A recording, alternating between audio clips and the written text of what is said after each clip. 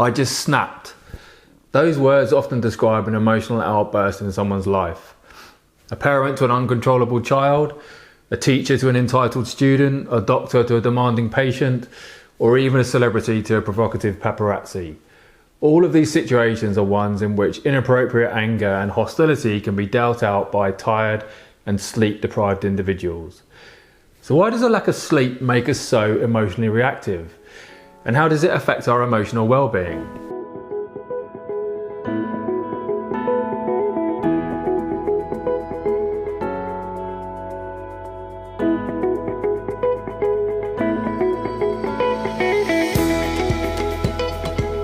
Welcome to episode 7 of Better Brain, Better You. I'm your host, Dr. Ben Webb. Thank you for hanging out with me today.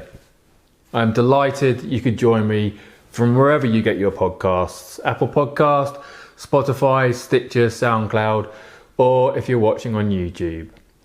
Today's episode is about the importance of sleep for your emotional well-being and the impact that insufficient sleep can have on your mental health.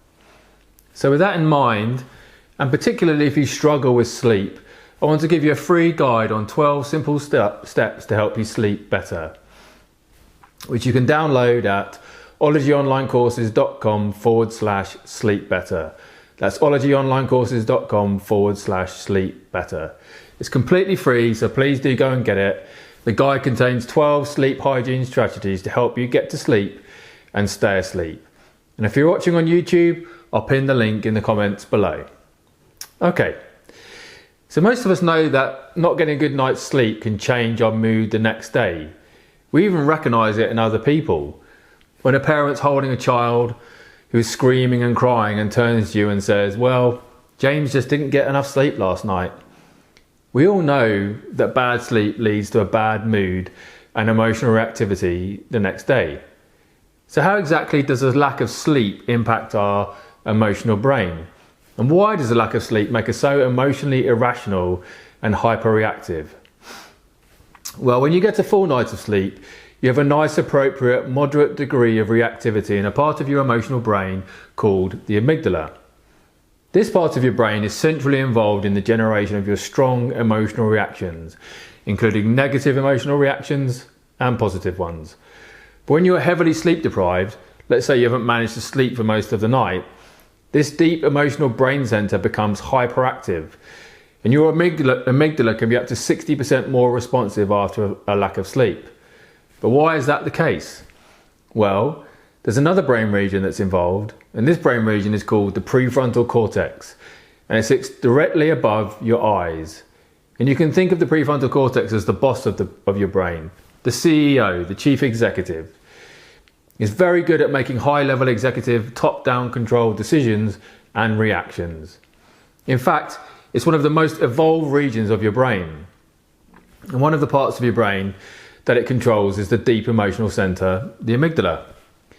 When you get a full night of sleep, there's a nice, strong communication and connection between the prefrontal cortex and the amygdala, regulating your deep emotional brain center. But when you are sleep deprived, that communication, that connection between the prefrontal cortex and your emotional brain center has essentially been severed. And as a consequence, your amygdala starts responding far more reactively due to a lack of sleep. It's almost as though without sleep, we become all emotional accelerator and too little regulatory brake. But when you've lost a good night's sleep, have you ever noticed that your mood and emotions aren't always just negative? You don't feel only anger and sadness.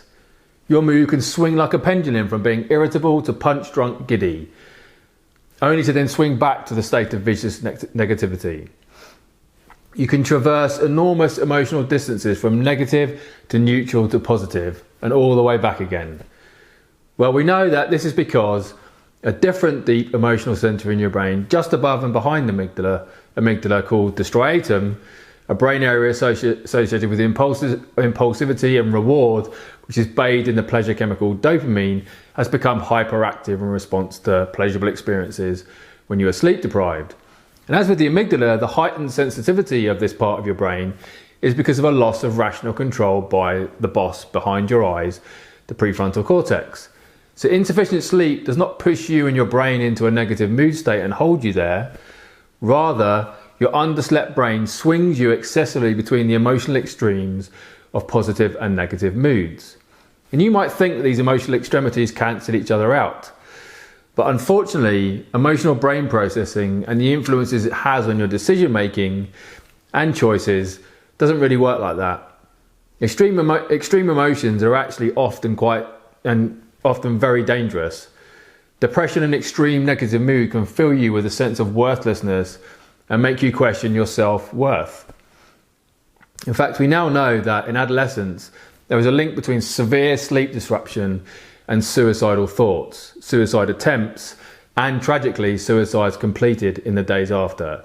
So this is another reason why we as parents should value plentiful sleep in our teenagers rather than chastising them for sleeping longer and later than us. And just as worrying issues arise from extreme swings in positive mood, but they have different consequences. Hypersensitivity to pleasurable experiences can lead to sensation seeking, taking dangerous risks, and even addiction. In fact, sleep disturbance is a recognised hallmark associated with addictive substance abuse.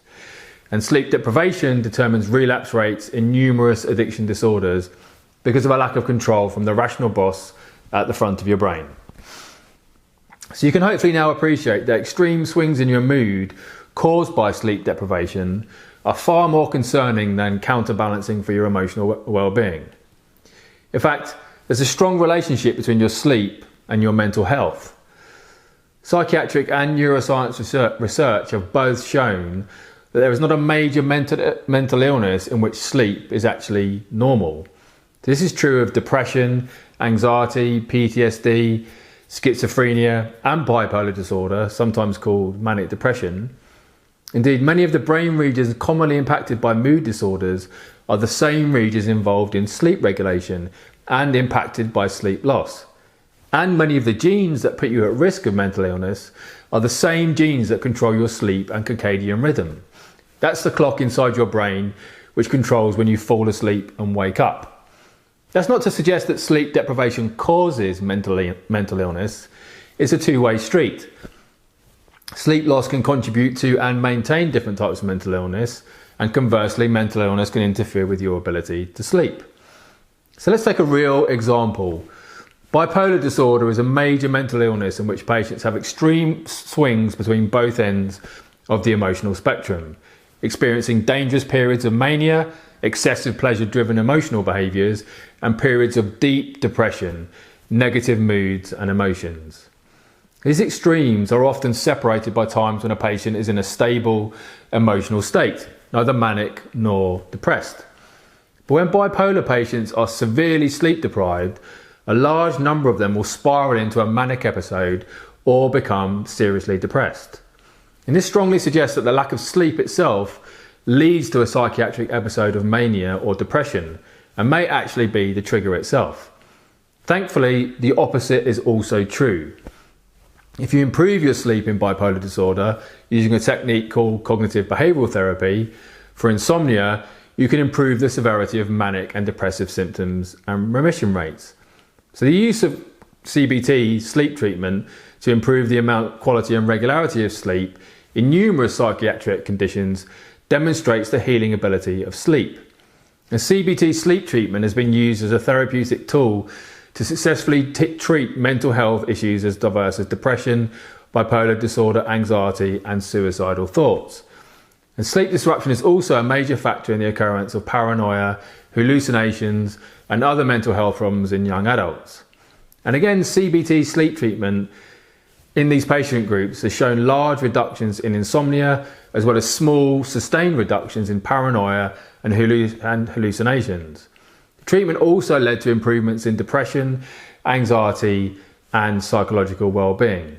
So this treatment is one of the most promising interventions for sleep loss and insomnia that is currently available. And a recent study at Harvard Medical School found that CBT sleep treatment was more effective at treating people with long-term insomnia than prescription sleeping tablets. So CBT sleep treatment produced the largest changes in people's ability to fall asleep and stay asleep, and the benefits remained in place for at least a year after the treatment had finished. So you can see how important getting sufficient amounts of sleep is, both for your emotional and for your mental well-being. So with that in mind, if you struggle with your sleep, I want to give you a free guide on 12 simple steps to help you sleep better, which you can download at ologyonlinecourses.com/sleep better. That's ologyonlinecourses.com/sleep better. It's completely free, so please download it. The guide has 12 sleep strategies to help you get to sleep and to stay asleep. And if you're watching on YouTube, I'll pin the link in the comments below. So thanks so much for taking the time to tune in today, and I hope you enjoyed this episode and found it useful, and I look forward to seeing you next time.